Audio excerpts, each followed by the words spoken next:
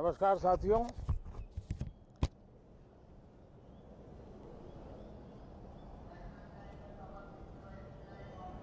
Monsoon सत्र में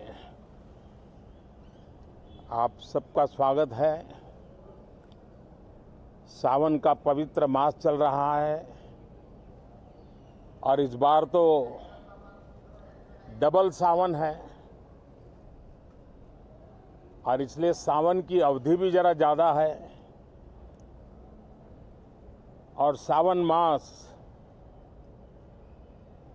पवित्र संकल्प के लिए, पवित्र कार्यों के लिए बहुत ही उत्तम माना जाता है।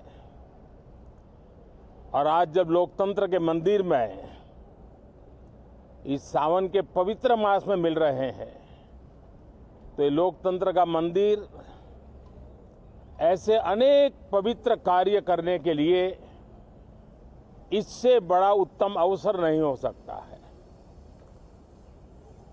मुझे विश्वास है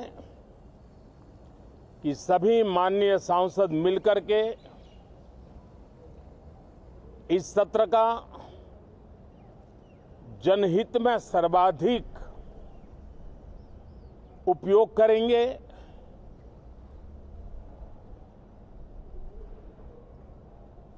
संसद की जो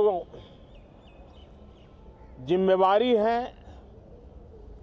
और संसद में हर सांसद की जो जिम्मेवारी है, ऐसे अनेक कानूनों का बनाना, उसकी विस्तार से चर्चा करना बहुत ही आवश्यक है।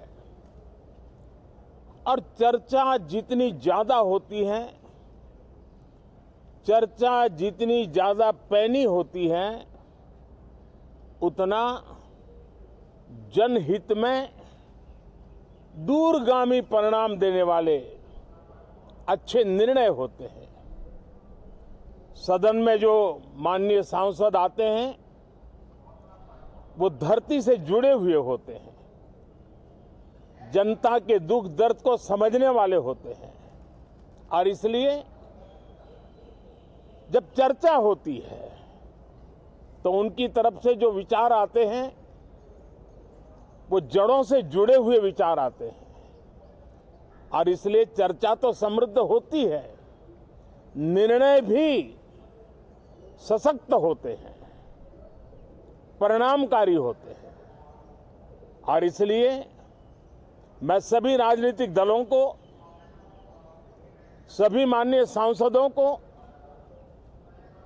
इस सत्र का भरपूर उपयोग करके जनहित के कामों को हम आगे बढ़ाएं। ये सत्र अनेक रूप से महत्व का भी है क्योंकि इस सत्र में जो बिल लाए जा रहे हैं वो सीधे सीधे जनता के हितों से जुड़े हुए हैं। हमारी युवा पीढ़ी जो पूरी तरह डिजिटल वर्ल्ड के साथ एक प्रकार से नेतृत्व कर रही है, उस समय डेटा प्रोटेक्शन बिल देश के हर नागरिक को एक नया विश्वास देने वाला बिल है और विश्व में भारत की प्रतिष्ठा बढ़ाने वाला बिल है। उसी प्रकार से नेशनल रिसर्च फाउंडेशन, ये बिल एनआरएफ नई शिक्षा नीति के संदर्भ में एक बहुत बड़ा अहम कदम है और इसका उपयोग अनुसंधान को बल देना, इनोवेशन को बल देना, रिसर्च को बल देना और हमारी युवा पीढ़ी जो विश्व के अंदर नए उपक्रमों के द्वारा विश्व का नेतृत्व करने का सामर्थ्य रखती है, उनके लिए बड़ा अवसर देकर के आ रही है। जनविश्वास बिल सामान्य मानवीय के प्रति भरोसा करना, अनेक कानूनों को डिक्रिमिनलाइज करना, इस मुहिम को आगे बढ़ाने वाला ये बिल। उसी प्रकार से जो पुराने कानून है उनको खत्म करने के लिए भी एक बिल में प्रावधान किया जा रहा है। हमारे यहाँ सदियों से एक परंपरा रही है कि जब विवाद हो तो संवाद से सुलझाया जाए। मीडिएशन की परंपरा हमारे देश की बहुत सदियों पुरानी है।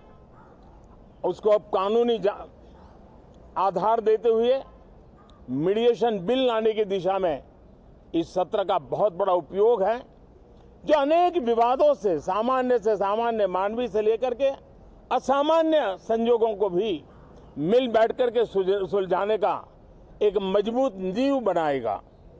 इसी प्रकार से डेंटल मिशन को लेकर के एक बिल जो हमारे डेंटल कॉलेजेस के लेकर मेडिकल के छात्रों के लिए एक नई व्यवस्था को आकार देगा। ऐसे अनेक महत्वपूर्ण बिल इस बार इस सत्र में संसद में आ रहे हैं। तब ये जनहित के हैं, ये युवा हित के हैं, ये भारत के उज्जवल भविष्य के लिए हैं। मुझे विश्वास है कि सदन में गंभीरतापूर्वक इन बिलों पर चर्चा करके हम बहुत तेजी से राष्ट्रहित के महत्वपूर्ण कदमों को आगे बढ़ाएंगे। साथियों, आज जब मैं आपके बीच आया हूं, इस लोकतंत्र के मंदिर के पास खड़ा हूं, तब मेरा हृदय पीड़ा से भरा हुआ है, क्रोध से भरा हुआ है। मणिपुर की जो घटना सामने आई है, किसी भी सभ्य समाज के लिए ये शर्मसार करने वाली घटना है। पाप करने वाले, गुनाह करने वाले कितने हैं, कौन है, वो अपनी जगह पे है, लेकिन बेइज्जती पूरे देश की हो रही है। 140 करोड़ देशवासियों को शर्मसार होना पड़ रहा है। मैं सभी मुख्यमंत्रियों से आग्रह करता हूं कि वे अपने राज्य में कानून व्यवस्था को और मजबूत करें, खास करके हमारी माताओं बहनों की रक्षा के लिए कठोर से कठोर कदम उठाएं। घटना चाहे राजस्थान की हो, घटना चाहे छत्तीसगढ़ की हो, घटना चाहे मणिपुर की हो, इस देश में, हिंदुस्तान के किसी भी कोने में, किसी भी की राज्य सरकार में राजनीतिक वाद विवाद से ऊपर उठ करके कानून व्यवस्था का महात्मा, नारी का सम्मान, और मैं देशवासियों को विश्वास दिलाना चाहता हूं, किसी भी गुनहगार को बख्शा नहीं जाएगा। कानून अपनी पूरी शक्ति से, पूरी सख्ती से एक के बाद एक कदम उठाएगा। मणिपुर की इन बेटियों के साथ जो हुआ है, इसको कभी माफ नहीं किया जा सकता है। बहुत बहुत धन्यवाद दोस्तों।